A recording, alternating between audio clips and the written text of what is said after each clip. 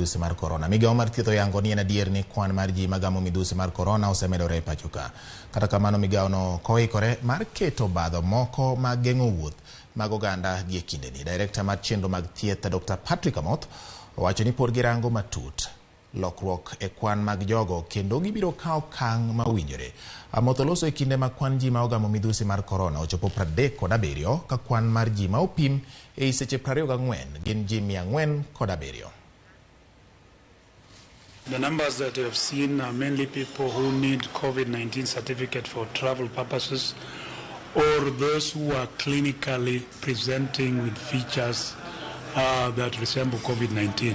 So that may not be representative of the general population, and therefore it is not fair to be able to describe those statistics as representing what is happening at the community level. If you look at the number of people who are admitted, I think it stands at 16 throughout the country. There's nobody in critical care unit, but that does not mean that we don't take the necessary precautions. And of course, vaccines have been available from early this year. And we urge those who have not been vaccinated to report to healthcare facilities and to get their vaccines so that they are protected.